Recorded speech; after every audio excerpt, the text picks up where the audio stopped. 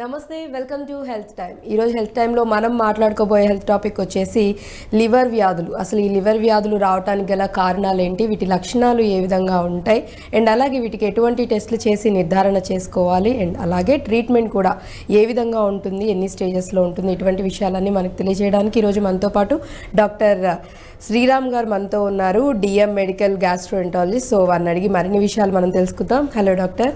So ఈరోజు topic వచ్చేసి liver వ్యాధులు. అంటే లివర్ వ్యాధులు ఫస్ట్ థింగ్ రావడానికి రీజన్స్ ఏంటంటారు, కారణాలు ఏంటి? లివర్ వ్యాధులు అంటే చాలా రకాలు ఉంటాయండి. లివర్ వ్యాధుల్లో ఒకటి టాక్సిసిటీస్ మూలంగా వస్తుంది, అంటే ఆల్కహాల్ మూలంగా కానీ, మందుల మూలంగా కానీ, లేకపోతే కొన్ని రకమైన చెట్ల మందుల మూలంగా కానీ అలా లివర్ వ్యాధి వచ్చే అవకాశం ఉంది. లేకపోతే వైరల్ హెపటైటిస్ అంటాం. హెపటైటిస్ ఏ నుంచి ఈ వరకు మనకు 5 వైరస్ ఉన్నాయన్నమాట. Hepatitis A, hepatitis B, C, D and E. So వీటి మూలంగా దీంట్లో ఎస్పెషలీ హెపటైటిస్ బి కానీ హెపటైటిస్ సి కానీ ఉంటే లివర్ వ్యాధి ఎక్కువ మందికి వస్తుంది అనమాట. ఇవి కాకుండా ఆటో ఇమ్యూన్ కండిషన్స్ అని ఉంటాయి. ఆటో ఇమ్యూన్ హెపటైటిస్ అని అంటాము. అంటే కీలవాతం అలా ఉంటుంది కదా, అలా కీలవాతం ఉండి లివర్ ఎఫెక్ట్ అయింది అనుకోండి, దాన్ని. లేకపోతే ఇంకా జెనెటిక్ డిసీజెస్ ఉంటాయి, జెనెటికల్ గా కూడా వచ్చే డిసీజ్. జెనెటికల్ గా కూడా చాలా లివర్ డిసీజెస్ ఉన్నాయన్నమాట. జెనెటిక్ డిసీజెస్ యూజువల్లీ చిన్న పిల్లల్లో ఎక్కువ వస్తాయి. సో చిన్న పిల్లల్లో జాండీస్ కానీ, చిన్న పిల్లల్లో కామెర్లు కానీ వస్తే జెనెటిక్ డిసీజెస్ గురించి ఎక్కువ ఆలోచిస్తాం. అది అడల్ట్స్లో, పెద్దవాళ్ళల్లో వస్తే మనము ఆల్కహాలిజం ఏమన్నా ఉందా, లేకపోతే వాళ్ళకి హెపటైటిస్ బి కానీ హెపటైటిస్ సి కానీ ఏమన్నా ఉందా, లేకపోతే ఏమైనా మందులు తీసుకున్నారా ఉంటుంది. ఇవి కాకుండా జ్వరాలు వచ్చినప్పుడు డెంగ్యూ కానీ, మలేరియా కానీ, లెప్టోస్పైరోసిస్ కానీ, టైఫస్ లాంటి జ్వరాలు, టైఫాయిడ్ ఫీవర్ ఇట్లాంటివి వచ్చినప్పుడు కూడా లివర్ ఇవన్నీ బ్యాక్టీరియా, వైరస్లు కూడా లివర్ని ఎఫెక్ట్ చేసే అవకాశం ఉందన్నమాట. సో వీటి వల్ల అన్నిటి మూలంగా లివర్ వ్యాధులు అనేవి వస్తాయి. అండ్ అలాగే అంటే ఎక్కువ ఏజ్ గ్రూప్ వాళ్ళకి లివర్కి సంబంధించి డిసీజెస్ రావడానికి ఛాన్సెస్ ఎక్కువగా ఉన్నాయి. లివర్ మొత్తం అంటే మన పేగుల్లో ఉన్న బ్లడ్ సప్లై అంతా ఫస్ట్ లివర్కే వెళ్తుందండి. లివర్కి వెళ్ళి లివర్ నుంచి మొత్తం బాడీ పార్ట్స్కి వెళ్తుంది. లివర్ చాలా ఇంపార్టెంట్ ఆర్గాన్. సో దానికి ఎన్ని ఫంక్షన్స్, ఎన్ని యాక్టివిటీస్ ఉంటాయంటే బాడీలో అన్ని ఏజ్ గ్రూప్స్ వాళ్ళకి, చిన్నప్పుడు పుట్టినప్పటి నుంచి 1 డే బేబీ దగ్గర నుంచి చనిపోయే వరకు 99 ఇయర్స్ 100 ఇయర్స్ వరకు ఏ ఏజ్లో గ్రూప్లో అన్నా సరే లివర్ వ్యాధులు అనేవి రావచ్చు అన్నమాట. కానీ ఒక్కొక్క ఏజ్ గ్రూప్లో ఒక్కొక్క వయసు వాళ్ళకి ఏమేమి వ్యాధులు వస్తే అవి డిఫరెంట్ ఉంటాయి. అంటే నేను ఇందాక చెప్పినట్టు చిన్నపిల్లల్లో జెనెటిక్ రీజన్స్ కానీ, లేకపోతే ఇవి ఎక్కువ ఇన్ఫెక్షన్స్ కానీ, డెంగ్యూ, మలేరియా ఇలాంటి చిన్నపిల్లల్లో ఎక్కువ ఉంటాయి. పెద్దవాళ్ళల్లో ఒక యంగ్ ఏజ్ అట్లా వచ్చినాయి అనుకోండి, డ్రగ్స్ కానీ, ఆల్కహాల్ కానీ, తర్వాత వైరల్ హెపటైటిస్లు ఇవన్నీ ఎక్కువ ఉంటాయి. మరి ఓల్డ్ ఏజ్కి వచ్చేసరికి ఏంటంటే ఇంకా వాళ్ళలో కూడా అంతే డ్రగ్స్ కానీ, వైరల్ హెపటైటిస్ కానీ, ఆల్కహాలిజం కానీ ఇవన్నీ ఉంటాయి అన్నమాట. ఈ మధ్యకాలంలో లివర్ డిసీజ్కి కామన్ రీజన్ వచ్చేసి మన మెటబాలిక్ కండిషన్స్ మూలంగా వస్తుంది. It's called non alcoholic fatty liver disease అన్నమాట. ఎక్కువ లావు ఉన్న వాళ్ళకి, కొలెస్ట్రాల్ ఉన్న వాళ్ళకి కూడా లివర్లో కొవ్వు అక్యూములేట్ అవడం, ఫ్యాటీ లివర్ది కూడా ఈ మధ్య బాగా వినిపిస్తుంది. ఫ్యాటీ లివర్ వచ్చి వాళ్ళకి దాని మూలంగా కూడా లివర్ డ్యామేజ్ అయ్యి అల్టిమేట్లీ లివర్ మొత్తం పాడైపోయే అవకాశం కూడా ఉంటుంది. ఈవెన్ ఫ్యాటీ లివర్ రావడానికి కూడా అగైన్ ఆల్కహాల్ ఇవన్నీ ఎక్కువ తీసుకోవటం వల్ల, లేకపోతే హ్యాబిట్స్ వల్ల. ఫ్యాటీ లివర్ అనేది 2 రకాలు ఉంటుందండి. ఆల్కహాలిక్ ఫ్యాటీ లివర్ ఒకటి, ఫ్యాటీ లివర్ డిసీజ్ ఒకటి, non alcoholic fatty liver disease ఒకటి. సో ఆల్కహాలిక్ ఫ్యాటీ లివర్ అంటే ఆల్కహాల్ తీసుకుంటా మూలంగా వాళ్ళకి స్కాన్ చేసినా ఏమైనా చేసినా ఫ్యాటీ లివర్ అని మనకు తెలుస్తుంది. Non alcoholic fatty liver disease అంటే ఇది metabolic condition, diabetes, uncontrolled diabetes ఉన్నా సరే, అన్కంట్రోల్డ్ కొలెస్ట్రాల్ ఎక్కువ ఉన్నా, లేకపోతే రెడ్ మీట్ ఎక్కువ తినే వాళ్ళకి, కొలెస్ట్రాల్, ఆయిల్ పదార్థాలు ఎక్కువ తినే వాళ్ళకి ఫ్యాటీ లివర్ డిసీజ్ వస్తుంది. సో అలా అంటే ఇలా 2 టైప్స్లో రావచ్చు అని చెప్తూ ఉన్నారు. సో లక్షణాలు అంటే బేసిక్గా లక్షణాలు మనం మాట్లాడుకోబోయే ముందు, నిజంగా ఒకవేళ లివర్కి సంబంధించి ఏదన్నా ప్రాబ్లం వచ్చింది అంటే అది నిజంగా దాని సివియారిటీ ఎంతవరకు ఉంటుంది, ఎంతవరకు బాడీ మీద దాని ఇంపాక్ట్, ఎఫెక్ట్ అనేది ఉంటుంది అంటారు? లివర్కి మెటబాలిక్ రిజర్వ్ అంటామండి. మెటబాలిక్ రిజర్వ్ అంటే ఏంటంటే ఒక ఆర్గాన్కి ఎంతవరకు డ్యామేజ్ అయినా సరే మనకి బాడీలో చేంజ్ కనిపించదు, దాన్ని మెటబాలిక్ రిజర్వ్ అంటాం. లివర్కి మెటబాలిక్ రిజర్వ్ చాలా ఎక్కువ. అంటే లివర్ కొంచెం ఒక 50% పని చేసినా సరే మనకి పెద్దగా ప్రాబ్లమ్స్ కానీ అవి ఏం తెలియవు అనమాట. సపోజ్ ఇప్పుడు లివర్ ట్రాన్స్ప్లాంటేషన్ చేసినప్పుడు 30% ఆఫ్ లివరే మనకి పెడతారు, కానీ మొత్తం ఫుల్ బాడీ వర్కప్ అంతా చేస్తుంది అనమాట. ఈవెన్ 30% ఉన్నా 30% ఉన్నా 30-35 బాడీ వెయిట్ బట్టి. సో లివర్కి ఫంక్షనల్ రిజర్వ్ ఎక్కువ ఉంటుంది, కానీ దానికన్నా ఎక్కువ శాతం లివర్ డ్యామేజ్ అయినా లేకపోతే ఒకటేసారి మొత్తం లివర్ ఎఫెక్ట్ అయినా, వైరల్ హెపటైటిస్లో కానీ లేకపోతే డెంగ్యూ, మలేరియా ఒకటేసారి మొత్తం లివర్ ఎఫెక్ట్ అయినా సరే జాండీస్, ఈవెన్ లివర్ వ్యాధులు అనేవి వస్తాయన్నమాట. సో అంటే ఇంకా ఎంత పర్సంటేజ్ వరకు, ఇప్పుడు మీరు 30% వరకు అంటున్నారు, లేదు ఇంకా కంప్లీట్గా డ్యామేజ్ అయిందని ఎలా డిసైడ్ చేసుకోవచ్చు? కంప్లీట్గా లివర్ డ్యామేజ్ అవటం అనేది సిరోసిస్ ఆఫ్ లివర్ లేకపోతే ఎండ్ స్టేజ్ లివర్ డిసీజ్ అంటాము. ఇదేంటంటే లివర్ కంప్లీట్గా డ్యామేజ్ అయ్యి దాని పని, మన లివర్ చేసే పని మన బాడీకి సరిపోనప్పుడు దానికి ఎండ్ స్టేజ్ లివర్ డిసీజ్ అంటామండి. ఆ ఎండ్ స్టేజ్ లివర్ డిసీజ్ కూడా ఇప్పుడు ట్రీట్మెంట్ ఆప్షన్స్ ఉన్నాయి.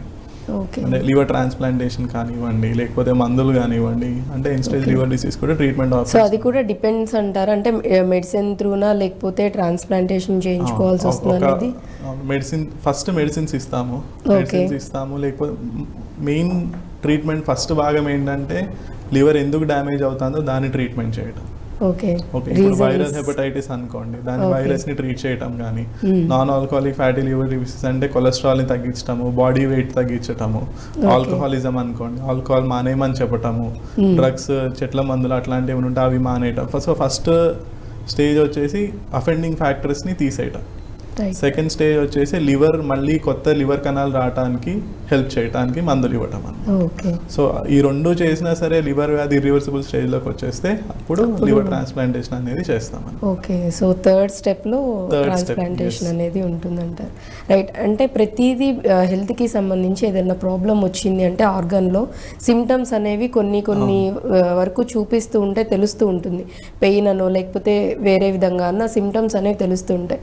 లివర్కి సంబంధించి కూడా అలా ఏమన్నా మనకి లివర్లో ప్రాబ్లం వచ్చింది లేకపోతే లివర్ డ్యామేజ్ అవుతుంది అని అంటే కనుక మనకి ఏమన్నా సిమ్టమ్స్ తెలుస్తాయి అంటారా? లివర్ వ్యాధి లక్షణాలు చాలా రకాలుగా ఉంటాయండి. సో అది లివర్ ఎంత డ్యామేజ్ అయింది దాన్ని బట్టి ఉంటుంది. లివర్ డ్యామేజ్ అవుతుంది అనుకోండి, వాళ్ళకి మెయిన్ వచ్చే లక్షణాలు ఏంటంటే నీరసంగా ఉంటాము, తొందరగా అలసిపోవటము, వామిటింగ్ సెన్సేషన్ ఉంటాం, నాసియా, వామిటింగ్ సెన్సేషన్ ఉంటాం, ఇట్లాంటివన్నీ ఉంటాయి అనమాట. అంటే లివర్ వ్యాధి మెల్లిగా ప్రోగ్రెస్ అవుతున్నప్పుడు. లివర్ వ్యాధి ఒకటేసారి ఎక్కువ ఉంది అనుకోండి, ఇనిషియల్లీ అట్లా ఉంటుంది. లేకపోతే రైట్ సైడ్ లివర్ ఉన్న రైట్ సైడ్ భాగంలో కొంచెం బరువుగా అనిపించడము, నొప్పి రావటము, ఇవన్నీ ఉంటాయి అనమాట. సివియర్ గా లివర్ డిసీజ్ ఉంటే జాండీస్ రావటం, అంటే కామెర్లు అంటాం. కామెర్లు, కళ్ళు పసుపచ్చగా అవుతాయి, నోట్లో మ్యూకోసా అంతా పసుపచ్చగా అవుతుంది. మరీ ఎక్కువ స్టేజ్ జాండీస్ కనుక 10 దానికన్నా ఎక్కువ ఉంటే మొత్తం చర్మం కూడా పసుపచ్చగా కనిపిస్తుంది అనమాట. ఎల్లోయిష్ డిస్కలరేషన్ మొత్తం వచ్చేస్తుంది అనమాట. అందరికీ తెలిసింది కామెర్లు అంటే yellow colour of skin. So కళ్ళు కానీ ఇవి కానీ ఎల్లో కలర్ లో ఉంటుంది అనమాట. చాలా మందికి ఈ నీరసంగా ఉంటుంది, వామిటింగ్ సెన్సేషన్ ఉంటుంది, ఇవన్నీ ఎక్కువ పట్టించుకోరు అనమాట, ఎందుకంటే దానికి చాలా రీజన్స్ ఉంటాయి.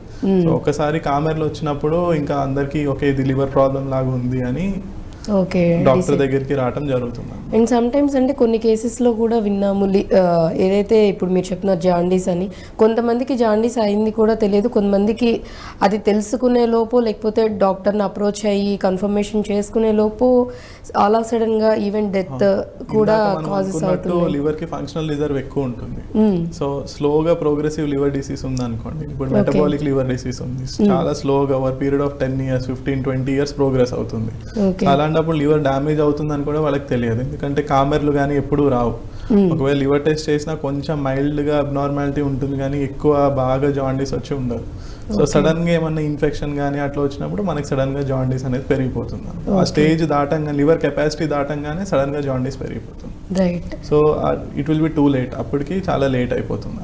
అండ్ అలాగే అంటే ఇప్పుడు బేసిక్గా ఒక హెల్త్ ఇష్యూ ఉన్నప్పుడు ఇంకా అదర్వి నార్మల్గా సైడ్ ఎఫెక్ట్స్ కింద అని కొంతమంది చెప్తుంటారు, లేకపోతే బీపీ, షుగర్ ఇవన్నీ ఉన్న వాళ్ళకు కూడా ఏమన్నా హెల్త్ ఇష్యూస్ ఉన్నాయంటే ఇంకా ఎక్కువ లైక్ హార్ట్ అటాక్స్ వీటన్నిటికి కూడా ఇంకా ఎక్కువ అవడానికి రీజన్ అవుతాయి అంటారు. సో అలాగే లివర్కి సంబంధించి ఏమన్నా వ్యాధులు వచ్చినప్పుడు కానీ లేకపోతే లివర్ డ్యామేజ్ అవుతున్నప్పుడు ఈ హెల్త్ ఇష్యూస్ పర్టికులర్గా ఇప్పుడు నేను చెప్తున్నట్టు బీపీ కానీ షుగర్ కానీ ఉన్న వాళ్ళకి ఇంకా ఎక్కువ ఉంటుంది, లేకపోతే ఒబేసిటీ ఉన్న వాళ్ళకి కానీ వాళ్ళకి అన్కంట్రోల్ డయాబెటీస్ ఉన్న వాళ్ళకి, అన్కంట్రోల్ డయాబెటీస్ ఉన్న వాళ్ళకి, క్రానిక్ ఆల్కహాలిజం, మందు ఎక్కువ తాగే వాళ్ళకి కూడా అట్లానే ఉంటుంది. నార్మల్గా డ్రింక్ చేస్తారు 10 years 15 years డ్రింక్ చేస్తారు, సడన్గా ఒక రోజు జాండీస్ డెవలప్ అవుతుంది అనమాట. ఓకే. సో ఇన్ని ఇయర్స్ మనం డ్రింక్ చేసాం కదా, ఇప్పుడే జాండీస్ ఎందుకు వచ్చింది అంటే అది లివర్ ఫంక్షనల్ కెపాసిటీ మూలం.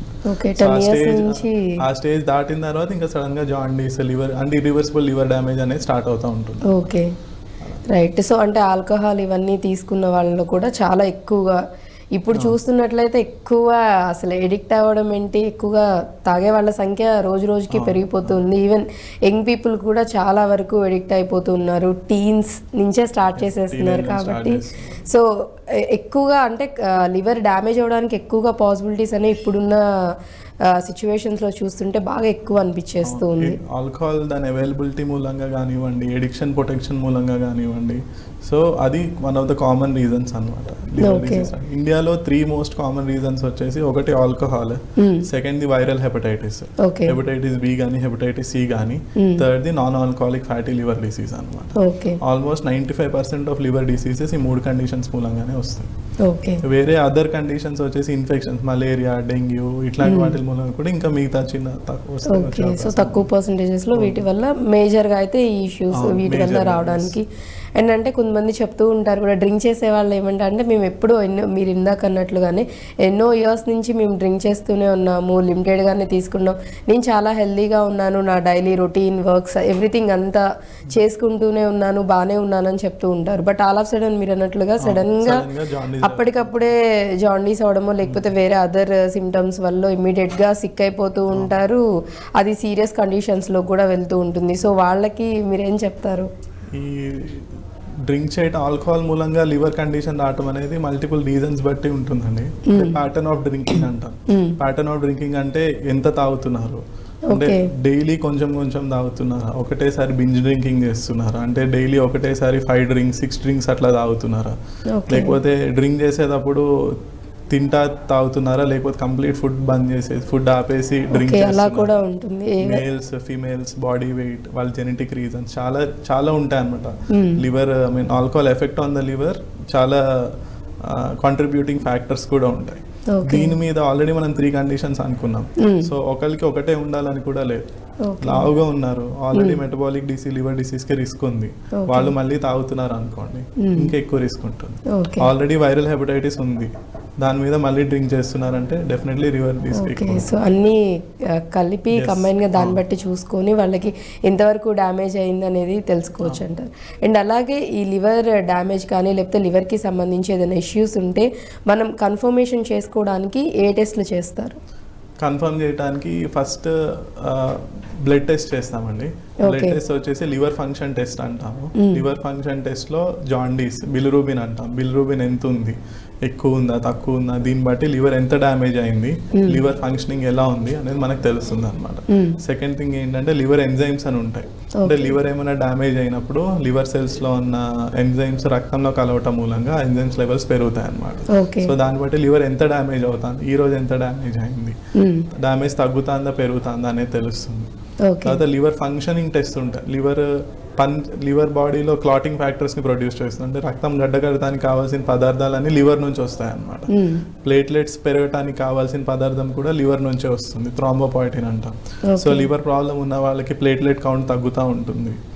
తర్వాత బాడీలో ప్రోటీన్ కంటెంట్ తగ్గుతూ ఉంటుంది. తర్వాత రక్తం గడ్డకట్టదు అనమాట. ఇవన్నీ టెస్టులు చేసి మన లివర్ ప్రాబ్లం ఎంత ఉందని ఎస్టిమేట్ చేయొచ్చు. తర్వాత ఏంటంటే అల్ట్రాసౌండ్ స్కాన్ చేయొచ్చు అనమాట లివర్. అల్ట్రాసౌండ్ స్కాన్ చేస్తే దాంట్లో లివర్ వాపు వచ్చిందా, లివర్ సైజ్ ఎంత ఉంది, లివర్ ఏమైనా గట్టి పడుతుందా, లివర్ ఏమైనా పర్మనెంట్ గా డ్యామేజ్ అయింది, ఇవన్నీ కూడా మనకు అల్ట్రాసౌండ్ స్కాన్ లో తెలుస్తుంది. సో దాన్ని బట్టి అంటే వాళ్ళది ఇక్కడ కూడా ఏమైనా స్టేజెస్ లాగా ఉంటాయి, అంటే ఇనిషియల్ స్టేజ్లోనే ఉన్నారు, లేకపోతే కొంచెం క్రానిక్ అయింది, లేదు ట్రీట్మెంట్ చేయొచ్చు, ఈవెన్ మెడిసిన్స్ తోనే కంట్రోల్ చేయొచ్చు, అలా స్టేజెస్ వైజ్ ఉంటాయి. స్టేజెస్ వైజ్ డెఫినెట్లీ ఉంటాయండి. మనం ఇప్పుడు ఆల్కహాల్ తీసుకున్నాం అనుకోండి, initially fatty liver of alcohol అంటాం అనమాట. Alcoholic fatty liver, just liver లో ఫ్యాట్ అక్యూములేట్ అవుతుంది, లివర్ సైజ్ కొంచెం పెరుగుతుంది, దానికి వాళ్ళ సిమ్టమ్స్ కూడా ఏముండవు. సెకండ్ స్టేజ్ వచ్చేసరికి ఆల్కహాలిక్ హెపటైటిస్ అంటాం. మెల్లిగా ఈ ఫ్యాట్ మూలంగా లివర్ లో ఇన్ఫ్లమేషన్, వాపు పెరుగుతూ ఉంటుంది, లివర్ సైజ్ పెరుగుతుంది, పేషెంట్ బాగా నీరసము, నాసియా, తొందరగా అలసిపోవటము, ఈ ప్రాబ్లమ్స్ అన్ని ఆల్కహాలిక్ అంటే లివర్ ఎంజైమ్స్ కూడా రేజ్ అవుతాయి అన్నమాట. బిలిరూబిన్ కూడా ఇంకెక్కువ రేజ్ అవుతుంది. ఓకే. తర్వాత ఒక స్టేజ్ వచ్చేసరికి లివర్ ఇర్రివర్సిబుల్ గా డ్యామేజ్ అవుతుంది. అప్పుడు వాపు వచ్చిన లివర్ సైజ్ మెల్లిగా తగ్గిపోతూ ఉంటుంది. Okay. Normal liver size 11 to 13 centimetres అనుకుంటే ఇనిషియల్లీ పెరుగుతుంది. 13 సెంటీమీటర్స్ నుంచి కొంతమంది 20-25 సెంటీమీటర్స్ కూడా పెరుగుతుంది సైజ్ ఆల్కహాల్ మూలంగా. తర్వాత అది మళ్ళీ తగ్గుతా 11 నుంచి 8 సెంటీమీటర్స్ 7 సెంటీమీటర్స్ కూడా తగ్గిపోవచ్చు. సో అంటే ఇప్పుడు అలాగా స్టేజెస్ లో ఫ్యాటీ లివర్, తర్వాత ఆల్కహాలిక్ హెపటైటిస్, తర్వాత క్రానిక్ లివర్ డిసీజ్ అంటాం. అంటే లివర్ కొంచెం పర్మనెంట్ డ్యామేజ్ సూచనలు అన్ని కనిపిస్తూ ఉంటాయి. సో రెండిట్లో అంటే లివర్ అది ఉన్న పొజిషన్లో ఉన్న సైజులో కాకుండా ఇంక్రీజ్ అయినప్పుడు దాని ఎఫెక్ట్ ఎక్కువ ఉంటుందంటారు, లేకపోతే తగ్గినప్పుడు లివర్ సైజ్ తగ్గినప్పుడు ఎఫెక్ట్ ఎక్కువ ఉంటుంది? Increase liver size alcoholic hepatitis వచ్చి లివర్ సైజ్ పెరిగినప్పుడు కొంచెం రివర్సిబిలిటీ కాంపోనెంట్ ఎక్కువ ఉంటుందండి. మందు ఆపేసి ఆల్కహాల్ కానీ ఆపేసి లేకపోతే ఫ్యాక్టర్స్ వైరల్ హెపటైటిస్ కానీ దీన్ని కంట్రోల్ చేస్తా అంటే లివర్ సైజ్ నార్మల్ అయిపోతుంది. తర్వాత జాండీస్ ఇవన్నీ తగ్గిపోతాయి. అంటే రివర్సిబుల్ ఉంటుంది అన్నమాట డిసీజ్. లివర్ సైజ్ ఒకసారి తగ్గిపోయింది, ఫైబ్రోసిస్ వచ్చేసింది, లివర్ అంతా గట్టి పడిపోయింది అంటే అది ఇర్రివర్సిబుల్ డ్యామేజ్ అనమాట. ఆ టైంకి వాళ్ళు ఆల్కహాల్ ఆపేసినా సరే పెద్ద ఉపయోగం ఏముండదు, permanent damage. So already damage అనేది అయిపోయింది. సో సైజ్ తగ్గిందంటే మాత్రం ఎఫెక్ట్ చాలా ఎక్కువ ఉంటుందంట. సో ఈవెన్ మళ్ళీ అది రికవర్ చేసుకోవడానికి కూడా పాసిబిలిటీస్ అనేవి చాలా తక్కువ ఉంటాయంట. Long term over the period of 5 years 10 years recovery అయ్యే అవకాశం ఉంది, but it will take very long. నార్మల్గా ఇంక్రీజ్ అయినప్పుడు ట్రీట్మెంట్ చేయించినప్పుడు ఎంత టైం తీసుకుంటుంది రికవర్ అవడానికి? యూజువల్లీ ఆల్కహాల్ ఎఫెక్ట్స్ లివర్ మీద 3 months అంటామండి. ఎన్ని ఇయర్స్ నుంచి డ్రింక్ చేస్తున్నారు దాన్ని బట్టి ఉంటుంది, బట్ యూజువల్లీ 3 to 6 months ఉంటుందండి ఆల్కహాలిక్ లివర్ డిసీజ్ మీద లివర్ మీద ఎఫెక్ట్. అండ్ అలాగే చాలా వరకు డ్రింక్ చేసే వాళ్ళలో ఎక్కువగా చెప్పేది ఏంటంటే ఇప్పుడు ఒకవేళ ఎక్కువగా తీసుకుంటే ఎక్సెస్ తీసుకున్న ఓవర్డోస్ తీసుకున్న ఎఫెక్ట్ అవుతుంది అంటున్నారు. అదే నార్మల్గా లిమిటెడ్గా తీసుకుని రెగ్యులర్గా తీసుకుంటే అప్పుడు లివర్కి ఎటువంటి ప్రాబ్లం ఉండదా అనే, అంటే చాలా వరకు ఇలాంటి డౌట్స్ అనేవి చూసే వాళ్ళకి కూడా చాలా వరకు ఉంటాయి. సేఫ్ లిమిట్ ఆఫ్ డ్రింకింగ్ అని రీసెంట్ కాన్సెప్ట్ అండి అది. సేఫ్ లిమిట్ ఆఫ్ డ్రింకింగ్ అంటే ఏంటంటే కొంచెం తాగితే లివర్కి ఏం అవ్వదు కదా అని. అమెరికన్ గైడ్ లైన్స్ ప్రకారం ఏంటంటే మెన్లో రోజుకి అంటే ఇంత స్పెసిఫిక్గా కాదు, బట్ లిమిటెడ్ క్వాంటిటీలో తాగితే లివర్కి ఏం కాదు అనేది ఉంది. బట్ అది కూడా long period of time drink చేశారు అనుకోండి, అప్పుడు లివర్ ఎఫెక్ట్ అయ్యే అవకాశం ఉంది. సో అది కూడా రెగ్యులర్గా తీసుకోవద్దు. ఎప్పుడన్నా అంటే మన వాళ్ళకి ఏదైనా రీజన్ వాళ్ళకి అనుకూలంగా ఉంది అంటే హ్యాపీగా. ఇవన్నీ స్టడీస్ బట్టి ఉంటాయండి. అంటే ఇంత డ్రింక్ చేసినా సరే పేషెంట్కి ఏం అవ్వలేదు కదా అని ఉంటుంది అనమాట.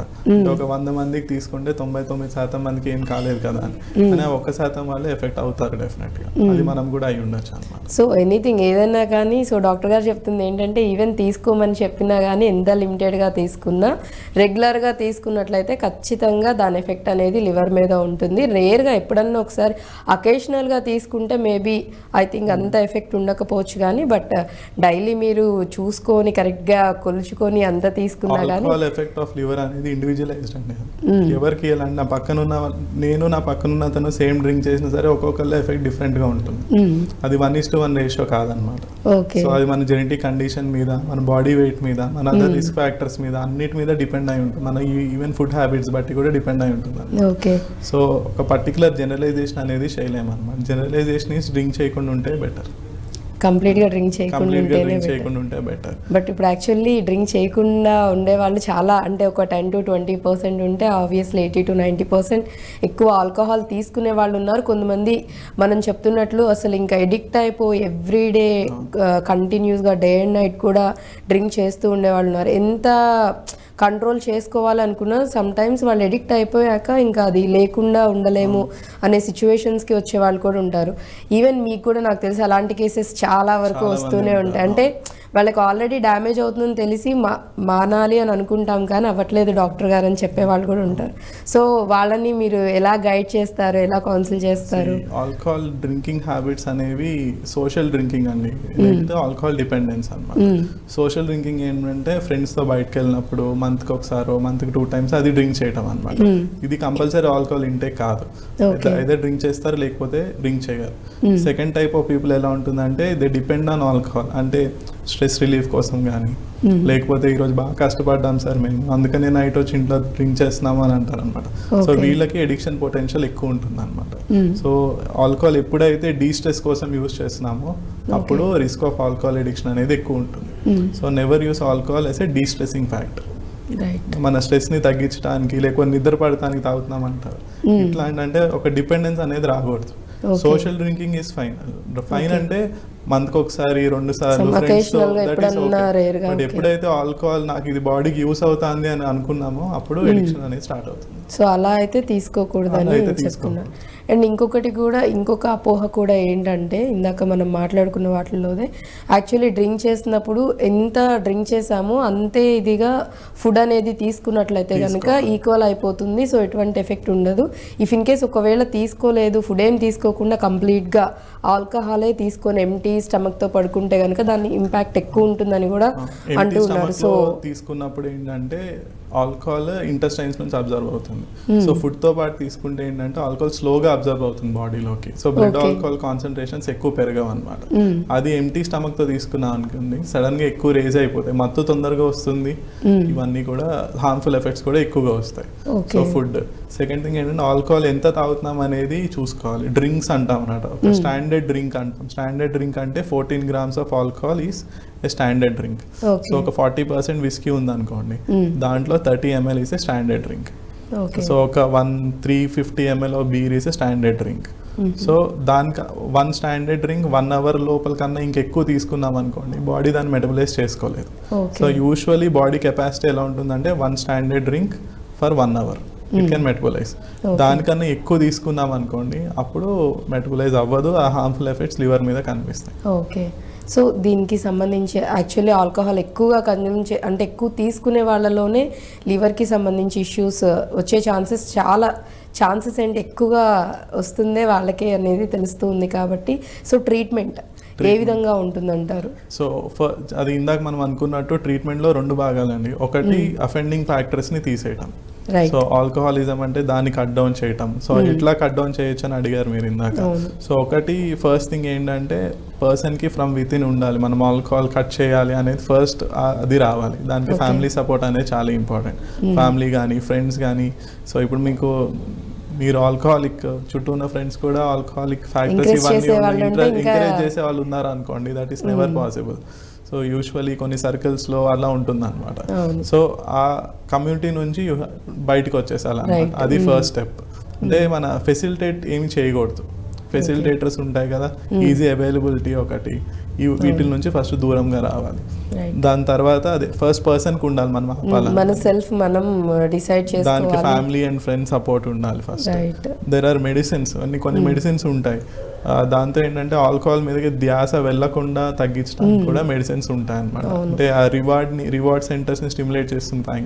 యాక్చువల్లీ అవి కూడా చాలా వరకు ఇప్పుడు మనం చూస్తున్నాం కాబట్టి నిజంగా అంటే అంత బాగా అవి వర్క్ చేస్తాయి అంటారు. వర్క్ చేస్తాయి చాలా.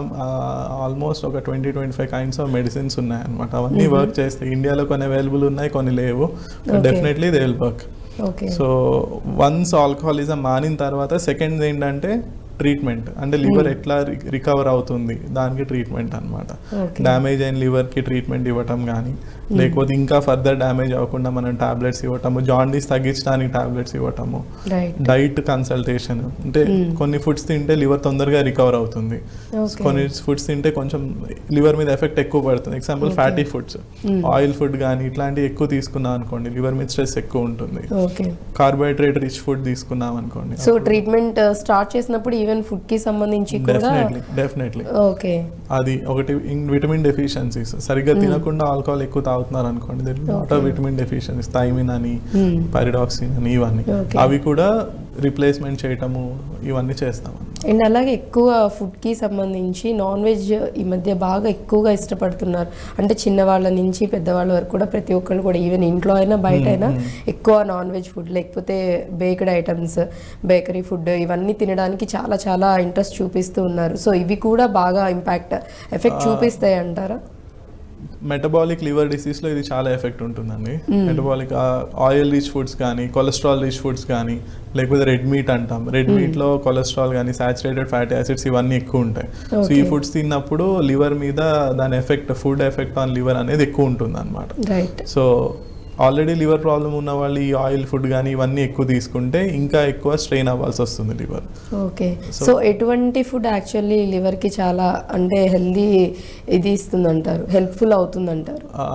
యూజువల్లీ కార్బోహైడ్రేట్ రిచ్ ఫుడ్ అండి. కార్బోహైడ్రేట్ రిచ్ ఫుడ్ అంటే ఫ్రూట్ జ్యూసెస్ కానీ, లేకపోతే rice has lot of carbohydrates. Rice కానీ అంటే బేస్ ఫుడ్, చపాతీ కానీ, ఇవన్నీ లివర్ని తొందరగా రికవర్ చేస్తాయి అన్నమాట. సో అండ్ ప్రోటీన్ కంటెంట్ ఉన్న ఫుడ్ కూడా తీసుకోవాలి. ప్రోటీన్ కంటెంట్ తీసుకుంటే లివర్ తొందరగా రికవర్ అవ్వటము, లేకపోతే చాలా మంది ఆల్కహాలిక్స్కి మజిల్ లాస్ ఉంటుంది అనమాట. లివర్ డ్యామేజ్ అవ్వటం, హార్మోన్ ఇంబ్యాలెన్స్ ఉంటుంది, దాని మూలంగా బాడీ అంతా సన్నగా అయిపోతుంది, పొట్ట పెరుగుతుంది, బాడీ సన్నగా అయిపోతుంది, ఇవన్నీ ఉంటాయి. సో ఇవన్నీ రికవర్ చేసుకోవడానికి ప్రోటీన్ ఎక్కువ తినాలి. సో మజిల్ ఎక్కువ పెరిగిందంటే కొంచెం లివర్ ఎఫెక్ట్ని, కొంచెం లివర్ చేసే పనిని కొంచెం మజిల్ కూడా తీసుకుంటుంది అనమాట, మెటబాలిజం అన్నీ. అండ్ బట్ అంటే ఇప్పుడు చూసుకున్నట్లయితే యాక్చువల్లీ ప్రోటీన్ ఫుడ్ అంటున్నారు కాబట్టి బేసిక్గా ఇప్పుడు దాని మీద కూడా చాలా ఎక్కువ ఇంట్రెస్ట్ చూపిస్తున్నారు. అండ్ అన్నట్టు ఫిజికల్ యాక్టివిటీస్లో కూడా జిమ్కి వెళ్ళడం, ఇంకా జిమ్ చేస్తున్నా అంటే ఆటోమేటిక్గా ప్రోటీన్ ఫుడ్ తీసుకుంటున్నారు తప్ప ఇప్పుడు మీరు చెప్పిన కార్బోహైడ్రేట్, రైస్ కంప్లీట్గా అవాయిడ్ చేస్తున్నారు. అండ్ సమ్వాట్ ఫ్రూట్ జ్యూసెస్ ఇవి తీసుకుంటున్నారు. కార్బోహైడ్రేట్స్ అనేది లివర్ వ్యాధి ఉన్న వాళ్ళకండి బేసికల్ అండి. కార్బోహైడ్రేట్ రిచ్ ఫుడ్ తీసుకోవాలి. ఆల్రెడీ జాండీస్ ఉంది, ఆల్రెడీ లివర్ డిసీజ్ ఉంది, వాళ్ళు మళ్ళీ ఫాస్టింగ్ చేసి లేకపోతే సరిగ్గా ఫుడ్ తినకుండా డైట్తో అంటే ఫుడ్ తగ్గించేసారు అనుకోండి, అప్పుడు లివర్ మీద ఎఫెక్ట్, లివర్ తొందరగా రికవర్ అవ్వదు. ఓకే, సో ఎవరైతే సఫర్ అవుతున్నారో వాళ్ళకి ఇవి చాలా ఇంపార్టెంట్. సో నార్మల్గా ఉన్న వాళ్ళకి డైలీ రొటీన్ ఇది తీసుకోవచ్చు అంటారు. డైలీ రొటీన్ తీసుకోవాలి, బ్యాలెన్స్డ్ డైట్ ఉండాలండి. ఓకే, సో కార్బోహైడ్రేట్స్ కానీ ఫ్యాట్స్, కంప్లీట్ జీరో ఫ్యాట్స్ అలా చేసినా సరే బాడీకి ఇబ్బందే ఉంటుంది. సో బాడీలో ఫుడ్ తీసుకుంటే 60% కార్బోహైడ్రేట్స్ ఉండాలి, 35% ప్రోటీన్ ఉండాలి, మిగతా 5% ఫ్యాట్స్ ఉండాలి, 5 to 10% ఫ్యాట్స్ ఉండాలి. సో ఇలా తీసుకోవాలన్నమాట. ఓకే, సో ఈ ఫుడ్ తీసుకుంటే చాలా హెల్ప్ఫుల్ అవుతుందంటారు. సో లివర్ యాక్చువల్లీ అంటే చాలా ఫంక్షన్స్ చేస్తుంది, బాడీకి సంబంధించి చాలా వర్క్స్ అదే చేస్తుందని మీరు చెప్తూ ఉన్నారు. అటువంటి లివర్ హెల్దీగా ఉండాలి అంటే, ఇటువంటి సమస్యలు ఏవి రాకుండా ఉండాలి అంటే లైఫ్ స్టైల్ ఏ విధంగా ఉండాలి, ఫుడ్కి సంబంధించి యాక్చువల్లీ మనం చెప్పుకున్నాము ఏమేమి తీసుకోవాలి తీసుకోకూడదు. సో లైఫ్ స్టైల్ అనేది ఏ విధంగా ఉంచుకోవాలి, ఉంటే మంచిదంటారు. ఓకే, సో లైఫ్ స్టైల్ చేంజెస్లో వచ్చేసి first healthy food and balanced nutrition తీసుకోవాలండి. అంటే ఆయిలీ ఫుడ్ కానీ, కొలెస్ట్రాల్ ఎక్కువ ఉన్న ఫుడ్స్ కానీ ఇవన్నీ అవాయిడ్ చేయాలి. Red meat, especially red meat అనేది అవాయిడ్ చేయాలి. రెడ్ మీట్ అంటే ఏంటంటే మన మీట్ కానీ లేకపోతే మటన్ కానీ ఇలాంటిది కొంచెం తక్కువ తీసుకోవాలన్నమాట. Okay, so and oil main liver metabolic liver disease side నుంచి వస్తే ఇవే ఆయిలీ ఫుడ్ ఇవన్నీ ఎక్కువ అవాయిడ్ చేయాల్సి వస్తుంది. సో ఇది డైట్. తర్వాత రెగ్యులర్ ఎక్సర్సైజ్, లావుగా ఉన్న వాళ్ళు, సో లివర్ వ్యాధి కంట్రోల్లో ఉండాలి. ఇప్పుడు నాన్ ఆల్కహాలిక్ లివర్ డిసీజ్ కంట్రోల్లో ఉండాలంటే రెండు ఇంపార్టెంట్ థింగ్స్. ఒకటి బాడీ వెయిట్ కంట్రోల్లో ఉండాలి. మన BMI అని ఉంటుంది, BMI అంటే weight by height in metre squared అనమాట. దట్ షుడ్ బి, అది 24 కన్నా తక్కువ మెయింటైన్ చేయాలి.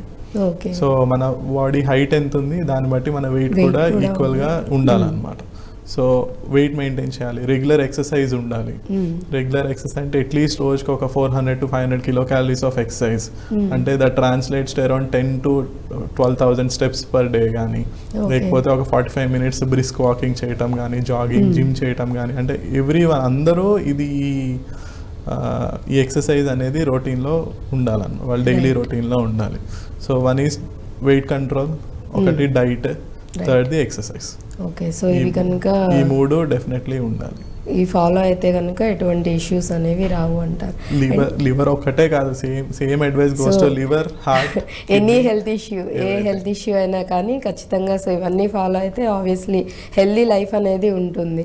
అండ్ అలాగే ఇప్పుడు చూసుకున్నట్లయితే టీన్స్ అంటే టీనేజ్ పిల్లల్లో 15 to 18 బిట్వీన్ చూస్తున్నట్లయితే ఒబేసిటీ ఎక్కువ, ఓవర్ వెయిట్తో అమ్మాయిలు ఉంటున్నారు, అబ్బాయిలు కూడా వాళ్ళ ఏజ్కి మించి. అంటే మనం మామూలుగా చూస్తున్నప్పుడు వాళ్ళ ఏజ్ చూస్తే 13, 14 ఉంటారు, బట్ కానీ అపీరెన్స్ వైజ్ చూస్తున్నప్పుడు 23, 24 ఇయర్స్ పిల్లల్లా కనిపిస్తూ ఉంటారు.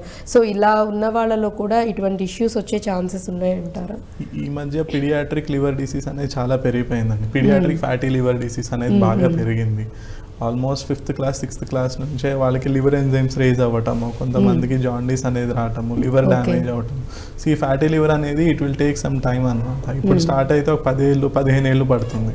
సో వాళ్ళు ఇప్పుడు ఓకే హెల్దీగా ఉంటారు, చబ్బీగా ఉంటారు, క్యూట్గా అనిపిస్తారు, బట్ 20-25 ఇయర్స్ వచ్చేసరికి మెల్లిగా ఆల్రెడీ ఒక సగం లివర్ డ్యామేజ్ అయిపోయి ఉంటుంది అనమాట. రైట్.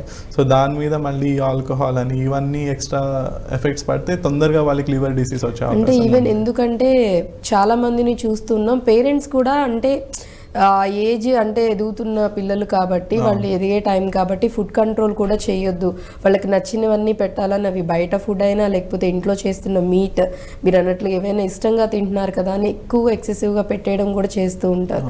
సో అవి కూడా చాలా వరకు ఎఫెక్ట్ చేస్తాయి. ఒకటి యాక్టివిటీ ఉండాలి. ఇప్పుడు స్కూల్స్ కానివ్వండి అందరూ యాక్టివిటీ మీద ఫిజికల్ యాక్టివిటీ అసలు తగ్గింది, చాలా వరకు ఫిజికల్ యాక్టివిటీ తగ్గింది. సెకండ్ థింగ్ ఏంటంటే డైట్, మా చిన్న పిల్లల్ని జంక్ ఫుడ్ అలవాటు చేయటము, చిప్స్, బర్గర్స్ అండ్ వేరే దీనిలోకి తీసుకెళ్ళి అలవాటు చేయటము, ఫుడ్స్ పెట్టించడం. అంటే పేరెంట్సే పిల్లల్ని ఇట్లా ఫాస్ట్ ఫుడ్ సెంటర్స్కి తీసుకెళ్తే అంటే probably once or twice a month ఓకేనే, బట్ ఒకసారి మనం అలవాటు చేసామంటే దట్ విల్ వాళ్ళకి అడల్ట్ లైఫ్లో కూడా అది ఇంప్రూవ్ అవుతుంది అన్నమాట. అండ్ అలాగే ఇప్పుడు మన ఈ లివర్కి సంబంధించి ఇష్యూస్ ఏమన్నా వస్తున్నాయి అన్నప్పుడు మీరు టెస్ట్లు కూడా చెప్పారు, ఇవి చేయించుకోవాలి ఒకవేళ సిమ్టమ్స్ ఏమన్నా మనకు అనిపిస్తున్నాయి అంటే. సో ఏ టైంలో డాక్టర్ని అప్రోచ్ అయితే మంచిది అంటారు పేషెంట్స్? సో అదే యూజువల్లీ లివర్ డిసీజ్కి కొంచెం ఇనీషియల్ స్టేజ్లో సిమ్టమ్స్ నాన్ స్పెసిఫిక్గా ఉంటాయి. అంటే బాగా నీరసం రావటము, రైట్ సైడ్ పెయిన్ ఉంటాము, ఇట్లాంటివి అన్నీ ఉంటాయి అన్నమాట. సో మనకి రిస్క్ ఫ్యాక్టర్స్ ఉన్నాయి. మనం ముందు తెలుసుకోవాల్సిందే మనకి రిస్క్ ఫ్యాక్టర్స్ ఏంటి. మనం లావుగా ఉన్నామా, కొలెస్ట్రాల్ ఇది ఎక్కువ ఉందా, ఎక్కువ డ్రింక్ చేస్తున్నామా, లేకపోతే మనకి family history of liver disease మదర్లో కానీ ఫాదర్లో కానీ మన సిబ్లింగ్స్లో కానీ లివర్ డిసీజ్ ఏమన్నా ఉందా, ఇట్లాంటివి ఏమైనా ఉంటే అది మనము we're at risk for liver disease అనమాట. సో వాళ్ళు పీరియాడిక్గా లివర్ చెకప్ చేయించుకుంటాం కానీ, లేకపోతే ఆల్రెడీ డయాబెటీస్ ఉన్న వాళ్ళు, లేకపోతే purely control diabetes sugar levels బాగా ఎక్కువ ఉన్న వాళ్ళు కూడా లివర్ ప్రాబ్లం ముందే ఉందని టెస్ట్లు అవి రెగ్యులర్గా చేయించుకుంటూ ఉండాలన్నమాట. ఆల్రెడీ ఒకసారి జాండీస్ డెవలప్ అయిన తర్వాత డెఫినెట్లీ అందరూ ఒకసారి లివర్ టెస్ట్ అవన్నీ చేయించుకుంటారు, కానీ అంత లేట్ స్టేజ్ వరకు తెచ్చుకోకుండా ముందే ఇనీషియల్ స్టేజెస్లోనే కొంచెం అవగాహన ఉంటే అది తొందరగా అవుతుంది. రైట్.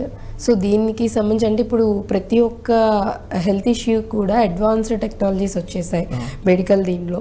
సో అలానే లివర్కి సంబంధించి డ్యామేజెస్ ఏమైనా అవుతున్నప్పుడు దీనికి సంబంధించి ఎటువంటి అడ్వాన్స్డ్ టెక్నాలజీస్ అనేవి ఇప్పుడు వచ్చాయి, ఏవేవి అందుబాటులో? గుడ్ క్వశ్చన్ అండి. లివర్కి ఫైబ్రో స్కాన్ అని ఒక అడ్వాన్స్డ్ టెక్నాలజీ వచ్చిందండి. ఫైబ్రో స్కాన్ అంటే ఏంటంటే లివర్ ఎలాస్టిసిటీ ఎట్లా ఉంది అంటే తెలుగులో అంటే మన లివర్ ఎంత గట్టిగా ఉంది, లివర్ సాఫ్ట్గా ఉందా గట్టిగా ఉందా, అది అంటే లివర్ ఎలాస్టిసిటీ బట్టి లివర్లో ఫ్యాట్ ఎంత అక్యూములేట్ అయింది, లివర్లో పర్మనెంట్ డ్యామేజ్ ఫైబ్రోసిస్ ఎంత ఉంది, అంటే లివర్ టిష్యూ ఇంకెంత ఉంది అనేది తెలుసుకోవచ్చు అనమాట. అదొకటి. సెకండ్ థింగ్ ఎంఆర్ఐ ఎలాస్టోగ్రఫీ అని ఉంటుంది. అంటే లివర్ది ఎంఆర్ఐ స్కాన్ చేయటం మూలంగా లివర్ సైజ్ ఎంత ఉంది, ఏ పార్ట్ బాగా యాక్టివ్గా పనిచేస్తుంది, ఏ పార్ట్ యాక్టివ్గా పనిచేయట్లేదు, ఇవి ఉంటాయి. అండ్ మల్టిపుల్ బ్లడ్ టెస్ట్ కూడా ఉన్నాయి, దాంతో ఎర్లీ స్టేజెస్ ఆఫ్ లివర్ డిసీజ్లోనే తెలుసుకునే అవకాశం ఉందన్నమాట. ఓకే. సో అంటే ఈవెన్ ఏ స్టేజ్లో ఉన్నా కానీ దానికి తగ్గ ఎక్విప్మెంట్ అవైలబుల్గా ఉంది అండ్ మెడిసిన్ ఎవ్రీథింగ్ కూడా అవైలబుల్గా. Liver disease severe liver disease, liver ఇంకా పనిచేయదు అనుకున్నప్పుడు కూడా పేషెంట్ని లివర్ ట్రాన్స్ప్లాంటేషన్ లాంటివి చేసి ఒకసారి లివర్ ట్రాన్స్ప్లాంటేషన్ చేసామంటే 15 ఏళ్ళు 20 ఏళ్ళు ఉన్న వాళ్ళు కూడా ఉన్నారు అన్నమాట. సో అంటే లివర్ ట్రాన్స్ప్లాంటేషన్ చేసినప్పుడు సక్సెస్ రేట్ ఎంతవరకు ఉంది? ఇప్పుడు సక్సెస్ రేట్ చాలా బాగుందండి. 85% will live for 5 years. Okay. 5 years అంటే 100% కాదు, బట్ 85% ఆఫ్ ద పీపుల్ యావరేజ్గా చూస్తే 85% of liver transplantees recipients will live for 5 years. అది 10 years అయ్యేసరికి 80% అవుతుంది, 15 years సరికి 70-75. అంటే అదర్ కండిషన్స్ కూడా ఉంటాయి కదా, but usually that is the data అనమాట. సో లివర్ ట్రాన్స్ప్లాంటేషన్ అంటే లివర్ ట్రాన్స్ప్లాంట్ స్టేజ్ వరకు రాకూడదు, అంటే గాడ్ ఫార్బిట్ ఒకసారి లివర్ ట్రాన్స్ప్లాంట్ స్టేజ్ వరకు వస్తే liver transplantation is an good option అన్నమాట. యాక్చువల్లీ అంటే ఇంకొంతమంది కూడా ఈ ట్రాన్స్ప్లాంటేషన్ ఇవన్నీ చేయాలంటే చాలా లెందీ ప్రాసెస్, లేకపోతే సక్సెస్ అనేది చాలా తక్కువ ఉండొచ్చు, ఒక్కొక్కసారి ఆ ట్రాన్స్ప్లాంటేషన్ చేసిన తర్వాత ఫెయిల్ అయ్యి చనిపోయే ఛాన్సెస్ కూడా ఉంటాయి కదా, అంటే కొంతమందికి అపోహలు భయాలు అనేవి కూడా చాలా మందిలో ఉంటూ ఉంటాయి. లివర్ ట్రాన్స్ప్లాంటేషన్ ఎప్పుడు సజెస్ట్ చేస్తామంటే ట్రాన్స్ప్లాంట్ చేస్తే బెటర్, చేయకుండా ఉంటాం కన్నా చేస్తేనే ఎక్కువ అడ్వాంటేజెస్ ఉంటాయి అనుకున్నప్పుడే లివర్ ట్రాన్స్ప్లాంటేషన్ సజెస్ట్ చేస్తాం. లివర్ ట్రాన్స్ప్లాంటేషన్ రిస్క్ ఉంటుంది, కానీ ఆ రిస్క్ ట్రాన్స్ప్లాంట్ చేయకుండా ఉంటే ఎంత రిస్క్ ఉంది, ఈ రెండింటిని వెయి చేసుకుని ఎప్పుడైతే ట్రాన్స్ప్లాంట్ రిస్క్ తక్కువ అనుకుంటామో పేషెంట్కి ఉన్న రిస్క్ కన్నా అప్పుడే లివర్ ట్రాన్స్ప్లాంటేషన్ సజెస్ట్ చేస్తాం. ఓకే, సో అంటే ఇంకా తనకి లైఫ్ అనేది ఇంకా ఉండదు అనే సిచ్యువేషన్స్ లో సో లివర్ ట్రాన్స్ప్లాంట్ చేయకపోతే ఒక 6 months కన్నా ఎక్కువ ఉండరు, లేకపోతే ఒక స్కోరింగ్ సిస్టమ్ ఉంటుంది, ఆ స్కోర్ మరీ ఎక్కువ ఉంది, లివర్ ట్రాన్స్ప్లాంట్ చేయకపోతే మాక్సిమం ఇంకా 6 months 1 year ఉంటారు అని మేము అనుకున్నప్పుడు అప్పుడు సజెస్ట్ లివర్ ట్రాన్స్ప్లాంటేషన్ అనమాట. డెఫినెట్లీ లివర్ ట్రాన్స్ప్లాంట్ రిస్క్ ఉంటుంది, మీరు అన్నట్టు ఫెయిల్యూర్ ఉండొచ్చు, రిజెక్షన్ ఉండొచ్చు, మనకి పెట్టిన ఆర్గాన్ మనకి సరిపోకపోయి ఉండొచ్చు, ఇవన్నీ ఉంటాయి. బట్ ఆ రిస్క్ మనకి ఇప్పుడున్న రిస్క్, పేషెంట్కి ఇప్పుడున్న రిస్క్ రెండు కంపేర్ చేసి అప్పుడు సజెస్ట్ అనమాట. సో అది కూడా డిపెండ్స్ అని చెప్తున్నారు. ఎందుకు ఈ క్వశ్చన్ అడిగానంటే చాలా మంది భయపడుతున్నారు ట్రాన్స్ప్లాంటేషన్ అనగానే ఎక్కువ ఛాన్సెస్ ఉండవేమో, చేయించుకున్నంత కష్టపడి చేయించుకున్నా మనం అంత ఖర్చు పెట్టినా మనిషి బతకట్లేదనే భయంతో చాలా మందికి జరిగాయనే అపోహలతో ఉంటారు. కాబట్టి సో అది కూడా డాక్టర్ ఏం చెప్తున్నారంటే మ్యాక్సిమం ఆ సిచ్యువేషన్ వరకు రాకుండానే మెడిసిన్తో కానీ లేకపోతే ఇంకా వేరే అదర్ ట్రీట్మెంట్స్ ఏమన్నా ఉంటే వాటి ద్వారా తగ్గించేలా ఉంటే కనుక ఓకే, లేదు ఇంకా ఛాన్సెస్ లేవు కంపల్సరీ చేయాలి అన్న సిచ్యువేషన్స్లో మాత్రమే ట్రాన్స్ప్లాంటేషన్ అనేది చేయటం జరుగుతుంది. సో ఆబ్వియస్లీ ఇక్కడ కూడా క్లియర్గా చెప్తుంది ఏంటంటే రిస్క్ ఫ్యాక్టర్ అయితే ఉంటుంది, రిస్క్ అనేది ఉంటుంది. బట్ అది అన్నీ అంటే ఇంక్లూడ్ చేసుకొని ఆ పర్సన్ బాడీ దీన్ని బట్టి తనకి ఉన్న ఇంకా మిగిలిన అదర్ హెల్త్ ఇష్యూస్ ఇవన్నీ కూడా ఇంక్లూడ్ చేసుకొని అండ్ ఈవెన్ తను ట్రీట్మెంట్కి రెస్పాండ్ అవుతున్న థింగ్స్ ఇవన్నీ కూడా చూసుకొని దాన్ని బట్టే అతను సర్వైవ్ అవుతారా లేదా, ఫర్దర్గా రెస్పాండ్ అవుతున్నారా లేదా ట్రీట్మెంట్కి, ఇవన్నీ చూసుకొని దాన్ని బట్టి ఉంటుంది. కాబట్టి సో మీరు ఇమీడియట్గా అయితే డిసైడ్ అయిపోకండి ట్రాన్స్ప్లాంటేషన్ చేసిన వెంటనే ఉండరు చేయరు అని. సో ఇన్ని ఫ్యాక్టర్స్ ఇవన్నీ ఇంక్లూడ్ అయితేనే సిచ్యువేషన్ నెక్స్ట్ తర్వాత ఏంటనే తెలుస్తుంది. బట్ అలా అని లేట్ చేయకుండా డెసిషన్ తీసుకొని చేయించుకోవడం అనేది మంచి థింగ్.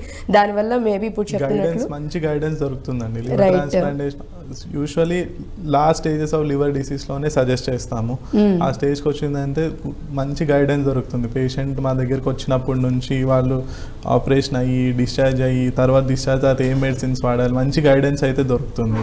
సో లివర్ ట్రాన్స్ప్లాంటేషన్ అది ఇంతకు ముందులా కాదు, ఇప్పుడు ఒక స్టాండర్డ్ ప్రోటోకాల్ అయిపోయింది అనమాట. హాస్పిటల్ సర్జరీ ఎప్పుడు చేయాలి, ఎంత సైజ్ చేయాలి, ఎంత ట్రాన్స్ప్లాంట్ చేయాలి, తర్వాత ఏ మెడిసిన్స్ ఇవ్వాలి, అన్ని ప్రోటోకాల్స్ బేస్డ్ అయిపోయిందండి. సో వాళ్ళకి సపోర్ట్ అంటే ఫైనాన్షియల్ సపోర్ట్, కొంతమంది ఫైనాన్షియల్ సపోర్ట్ ఇచ్చే వాళ్ళు ఉన్నారు, కొంతమంది ఆర్గనైజేషన్స్ ఉన్నాయి, తర్వాత ఒక ట్రాన్స్ప్లాంట్ ట్రాన్స్ప్లాంట్ ఒక టీం ఉంటుంది అనమాట. దాంట్లో ఫైనాన్షియల్ కౌన్సిలర్స్ దగ్గర నుంచి సోషల్ కౌన్సిలర్స్ ఉంటారు. సో జాబ్ అండ్ ఆల్కహాల్ ఇది ఉంటే వాళ్ళు డి అడిక్షన్ కి కౌన్సిలింగ్ చేసే వాళ్ళు ఉంటారు అనమాట. So there is lot of అంటే they will get good support. అంటే మనం ట్రాన్స్ప్లాంట్ అంటే ఇది ఏదో ఒక సింగిల్ ట్రీట్మెంట్ లాగా కాదనమాట, ఒక హోల్ టీమ్ ఉంటారు, టీమ్ విల్ సపోర్ట్ చేస్తారని కూడా చెప్తూ ఉన్నారు. అండ్ అలాగే మనం చూసుకున్నట్లయితే అంటే ఎక్కువగా 5 years వరకు ట్రాన్స్ప్లాంటేషన్ అయిన తర్వాత 5 years వరకు హ్యాపీగా ఉండొచ్చు, ఇంకా ఎక్కువ ఇయర్స్ కూడా బతకొచ్చు, అది డిపెండ్స్ అని అంటున్నారు. ట్రాన్స్ప్లాంట్ చేసిన తర్వాత ముందు లివర్ డిసీజ్ పేషెంట్ ఉంటే ట్రాన్స్ప్లాంట్ చేసిన తర్వాత పేషెంట్ గుర్తు కూడా పట్టరు అనమాట. అంత అంటే కంప్లీట్లీ నార్మల్ పర్సన్ లాగా అయిపోతారు అన్నమాట. కొంచెం రిస్క్ ఫ్యాక్టర్స్ ఉంటాయి, బట్ వన్స్ ఈ హర్డల్స్ అన్ని క్రాస్ అయిన తర్వాత they will be normal person. So అంటే ఎన్ని మంత్స్ వరకు చాలా కేర్ఫుల్గా వాళ్ళు కొంచెం ఎవ్రీథింగ్ అంటే మీరు చెప్పే గైడెన్స్ కానివ్వండి లేకపోతే మెడిసిన్ కానివ్వండి ఫర్దర్గా అంటే ట్రాన్స్ప్లాంటేషన్ అయిపోయిన తర్వాత కూడా ఎన్ని మంత్స్ వరకు మెడిసిన్స్ వచ్చేసి ట్రాన్స్ప్లాంట్ తర్వాత లైఫ్ లాంగ్ వాడాల్సి వస్తుందండి. బట్ అన్ని మెడిసిన్స్ ఉండవు, రోజుకి 3-4 మెడిసిన్, ఒక డయాబెటీస్ పేషెంట్ వాడుతున్నట్టు రోజుకు 2-3 మెడిసిన్స్ ఉంటాయేమో. బట్ హై రిస్క్ అనేది ఫస్ట్ 1 year కొంచెం రిస్కీ పీరియడ్ అండి. 1 year ఒకవేళ దాటిన తర్వాత బాడీ కొంచెం అడ్జస్ట్ అయిపోతుంది ట్రాన్స్ప్లాంటెడ్ లివర్ కి. సో 6 months to 1 year కొంచెం క్రిటికల్ పీరియడ్ లా కన్సిడర్ చేస్తాం. ఓకే, సో ట్రాన్స్ప్లాంటేషన్ అయిన వాళ్ళకి 6 months నుంచి 1 year వరకు, సో ఆ టైం పీరియడ్లో కొంచెం డాక్టర్స్ చెప్పినవన్నీ ప్రాపర్గా ఫాలో అయ్యి మెడిసిన్స్ అవన్నీ తీసుకున్నట్లయితే కనుక హ్యాపీగా నెక్స్ట్ 5 years 10 years హ్యాపీగా లైఫ్ని లీడ్ చేస్తూ ఉండొచ్చు అని చెప్తున్నారు. సో టెన్షన్ అయితే పడాల్సిన అవసరం లేదని చెప్తున్నారు. అండ్ అలాగే ఇప్పుడు మనం మాట్లాడుకునే మొత్తం హోల్ దీన్ని ఎక్కువ చూసుకున్నట్లయితే జెంట్స్లోనే ఎక్కువగా ఐ థింక్ ఎక్కువ కేసెస్ జెంట్స్కే లివర్కి సంబంధించి ఇష్యూస్. అలానేం లేదండి, ఈక్వల్ మేల్స్ ని ఫీమేల్స్ ని equal number of liver disease patients చూస్తాం. ఓకే, ఫీమేల్స్ కూడా ఎక్కువగానే. ఫీమేల్స్ డ్రింక్ చేయడం తక్కువ ఫీమేల్స్ లో, సో ఆల్కహాలిక్ లివర్ డిసీజ్ అనేది తక్కువ, ఇండియాలో స్టిల్ తక్కువ. అని ప్రాబ్లం ఏంటంటే ఫీమేల్స్ లో ఆల్కహాల్ మెటబాలైజింగ్ కెపాసిటీ తక్కువ ఉంటుంది అనమాట. సో మేల్స్ కన్నా వాళ్ళు తక్కువ డ్రింక్ చేసినా సరే వాళ్ళకి లివర్ డిసీజ్ రావడానికి రీజన్స్ తొందరగా వచ్చేస్తుంది అన్నమాట. One thing. సెకండ్ థింగ్ ఏంటంటే లేడీస్లో కొన్ని ఎక్స్క్లూసివ్ లివర్ డిసీజ్ ఉంటాయి అనమాట. సో ఇప్పుడు ఎక్కువ లేడీస్లో వచ్చాయి ఆటో ఇమ్యూన్ హెపటైటిస్ అంటాం. అన్ని ఆటో ఇమ్యూన్ థైరాయిడ్ డిసీజ్ ఉంటుంది, లేడీస్లో ఎక్కువ వస్తుంది. SLE, రొమటాయిడ్ ఇవన్నీ లేడీస్లో ఎక్కువ. అట్లానే ఆటో ఇమ్యూన్ లివర్ డిసీజ్ అనేది లేడీస్లో ఎక్కువ వస్తుంది అనమాట. ఇంకా కొన్ని ప్రైమరీ బిలియరీ సిరోసిస్, PSC ఇవన్నీ కూడా లేడీస్లో ఎక్కువ వస్తాయి అనమాట. So they have their own set of risk factors. ప్రెగ్నెన్సీలో వచ్చే లివర్ డిసీజెస్ ఉంటాయి. ప్రెగ్నెన్సీలో కూడా ఒక 4-5 లివర్ డిసీజ్ ఉన్నాయి అనమాట. అవి కూడా వాళ్ళకి ఎక్స్క్లూసివ్గా ఫీమేల్స్ వాళ్ళ ఎక్కువ ఉంటాయి. ఓకే, సో అంటే ఒకవేళ ప్రెగ్నెన్సీ టైంలో కనుక వాళ్ళకి లివర్కి సంబంధించి ఏదైనా ఇష్యూస్ ఉన్నాయంటే సో ట్రీట్మెంట్ వాళ్ళకి ఏ విధంగా ఉంటుందంటారు? డిపెండ్స్, లివర్ డిసీజ్ మీద డిపెండ్ అయి ఉంటుందండి. సో ప్రెగ్నెన్సీలో ఫస్ట్ ఏంటంటే ఒక ఆటో ఇమ్యూన్ హెపటైటిస్ అనుకోండి, దాంట్లో ఆల్రెడీ ముందు నుంచే లివర్ డిసీజ్ పేషెంట్, తర్వాత వాళ్ళకి ప్రెగ్నెంట్ అయ్యారు, అప్పుడు కేర్ డిఫరెంట్ గా ఉంటుంది. సో ఏమైనా మందులు, బేబీకి హార్మ్ చేసే మందులు ఉంటే అవి తీసేసి దానికి ఆల్టర్నేటివ్ మెడిసిన్స్ యాడ్ చేయటం కానీ ఇట్లాంటివి జరుగుతూ ఉంటాయి అన్నమాట. సో కొంతమంది లేడీస్కి ఏంటంటే డెలివరీ అయిపోయిన తర్వాత సడన్ గా ఒకసారి లివర్ డిసీజ్ ఫ్లేర్ అప్ అయ్యే అవకాశం ఉంటుంది అన్నమాట. సో ఇలా ఉంటాయి. అప్పుడప్పుడు వైరల్ హెపటైటిస్ ఉంటుంది, ఇప్పుడు హెపటైటిస్ B ఉంటుంది. ప్రెగ్నెన్సీ అందరు ప్రెగ్నెంట్ లేడీస్ లో చెక్ చేస్తారు అన్నమాట. హెపటైటిస్ B అనేది నార్మల్ రొటీన్ చెకప్ లో చేస్తారు. కొంతమందికి అప్పుడప్పుడు పాజిటివ్ వస్తుంది.